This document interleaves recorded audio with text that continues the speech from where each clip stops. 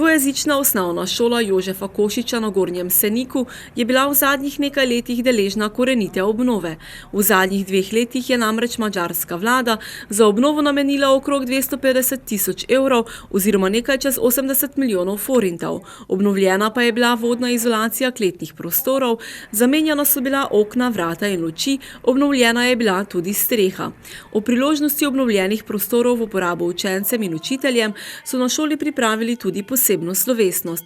Več o tem, kaj obnova pomeni za šolo in kako so z njo zadovoljni, pa ravnateljica šole ter predsednik državne slovenske samouprave, ki je od leta 2012 tudi upravljalka obeh dvojezičnih osnovnih šol v Porabju.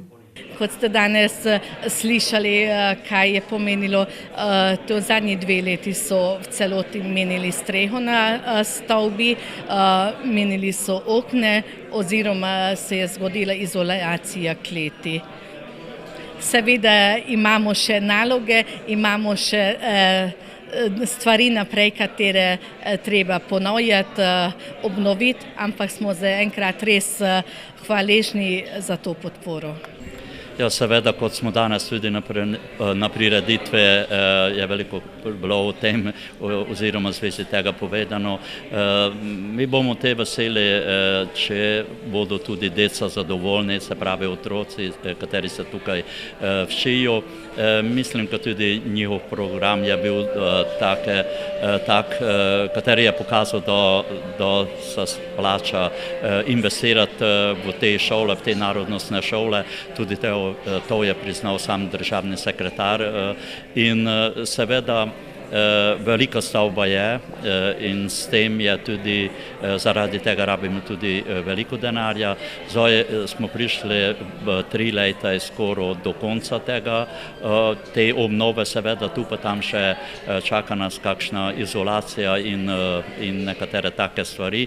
Upamo pa, da zdaj zaenkrat dolgoročno bo ta stavba služila tej namen, v katero pač je bila zgrajena in upam, da ni samo šola zdaj, katera je obnovljena, ampak pouk tukaj na šoli, sploh dvojezični pouk, sploh pa, ko se tiče slovenščine, se bo tudi na novo ne obnovil, ampak kvaliteta se bo leta od leta poboljšala, da zaradi tega je tudi namenjen ta denar, tudi to je sam državni sekretar omenil, tako da vse ostalo je pa zdaj največ odvisno od tukaj, kateri delajo na tej šoli, od vodstva šola, od učiteljev, seveda tudi veliko pomoči dobimo iz matične domovine iz Slovenije, to so pa strokovne pomoči, katere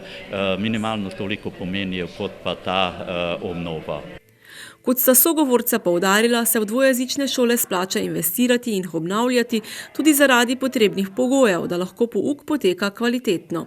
Šola na Gornjem Seniku je sedaj več ali manj obnovljena, zagotovo pa so še želje, ki jih vodstvo šole želi v prihodnje tudi uresničiti. Ista zgodba, ista situacija kot recimo doma, če samo gledamo tukaj ta prostor, kjer smo imeli danes proslavo v naši telovadnici, tudi telovadnica je že zrela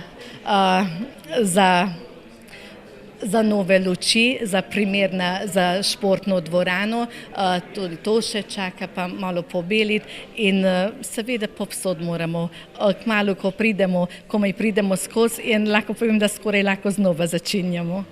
Cilj upravljavca šole je sicer poskrbeti za dolgoročno vzdrževanje šole, vsekakor pa graditi tudi strokovne vsebine, kar je v govoru poudaril tudi slavnostni govornik, državni sekretar za cerkvene in narodnostne zadeve urada predsednika vlade Madžarske Mikloš Šoltes. Poleg investicij za obnovo šole se bodo pri državni slovenski samoupravi trudili tudi za to, da bi pouk slovenščine potekal čim bolj nemoteno. Seveda zvin te investicije je glavno tudi to najbolj pomembno, da tale šole lahko dolgoročno vzdržujemo. Znamo,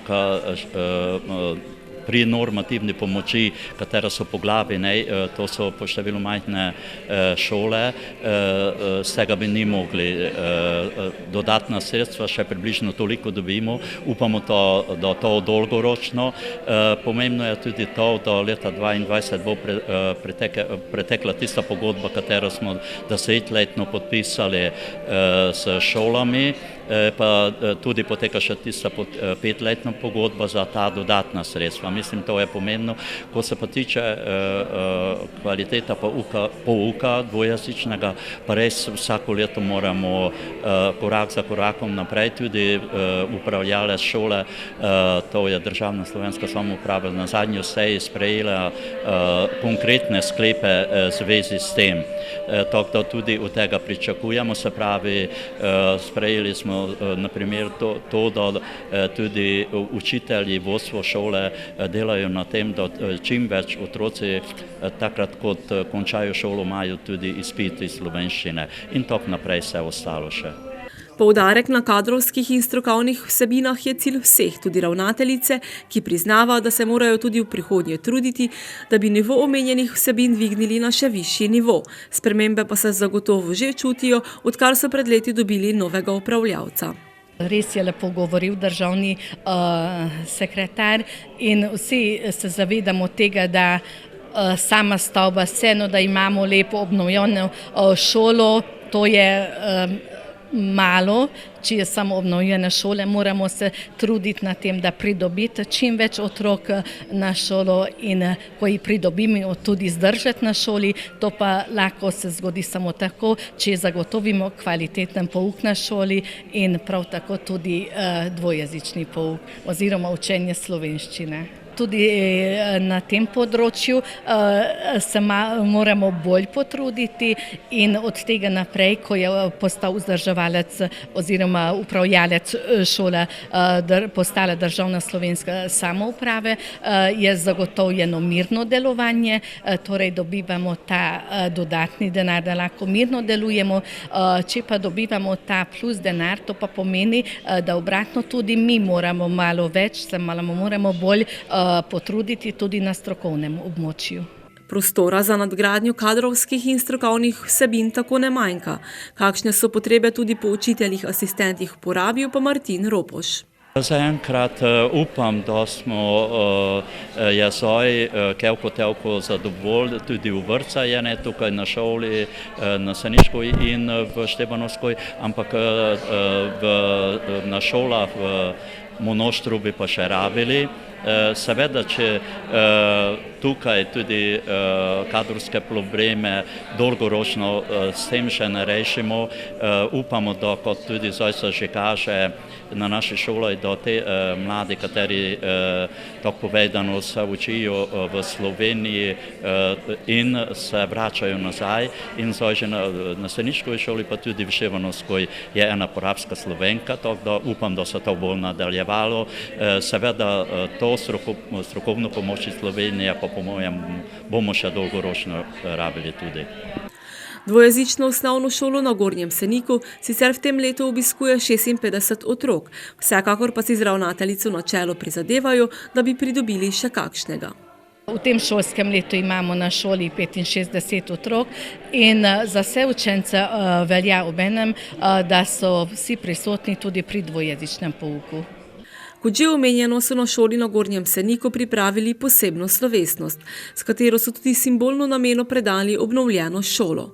Slovesnosti se je udeležila tudi generalna konzulka v Monoštru, ki je izpostavila pomen poslanstva, ki ga ima šola na Gornjem Seniku, ter pohvalila tudi izvedbo prireditve. Vsekakor današnja prireditev je bila zelo simpatična, učenci so se res potrudili, program je bil slovensko-madžarski, torej dvojezičen, tako kot je dvojezična tudi ta osnovna šola. Jaz to današnje dejanje razumem kot izraz pozitivne manjšinske politike, ki jo izvajate obe državi do svoje narodnosti. Osnovna šola na Gornjem Seniku je res zelo lepo opremljena in urejena in kot taka nudi odlične pogoje za učenje. Kot je povedal državni sekretar, je torej madžarska država zagotovila materialna sredstva oziroma jih zagotavlja in na ta način podpira slovensko skupnost na tem območju, tako kot jo podpira seveda Slovenija, ki zagotavlja tudi strokovne kadre, na tistih, ki tukaj vzgajajo in izobražujejo pa je, da torej to napolnijo z vsebino. Jaz bi še poudarila, da ima dvojezična osnovna šola na Gornjem Seniku, na tem območju, kjer živijo uporabski Slovenci, zelo pomembno poslanstvo, ima zelo pomembno poslanstvo pri krepitvi zavedanja o narodni pripadnosti, ima pomembno poslanstvo pri spoznavanju slovenstva, slovenske kulture in zgodovine in seveda ima najpomembnejše poslanstvo pri učenju slovenskega jezika. Med učenci, ki obiskujejo osnovno šolo na Gornjem Seniku, je tudi Giulio Bruneto, učenec 8. razreda, ki je povedal, kako so se pripravljali na proslavo. Ta proslava je bilo zelo dobro. Celi teden smo imeli vaje za to proslavo. Glavni simbol je bil balon in šola je kraj, kjer se začne potovanje, to je bil naslov. In nekaj 20 učencev so bili tu na proslavi in ne vem, zelo dobro je bilo. Podobno, kot bi verjetno dejali tudi drugi učenci, je nova šola Giulio všeč. Prav tako se na šoli počuti dobro in rad obiskuje pouk. Ja, zelo meni je všeč in nove okne so zelo boljše kot stare. Imamo tudi nova streha, pa nove luči. Zelo rad hodim v šolo.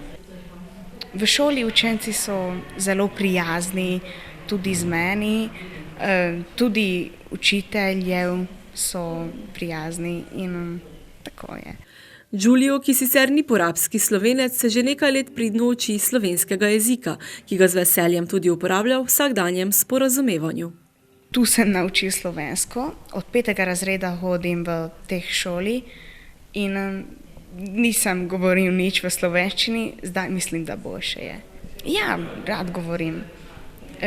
Res, da nisem Slovenec, ampak dobro je govoriti en jezik, tako da razumem, kaj govorijo Slovenci in tudi oni razumejo meni.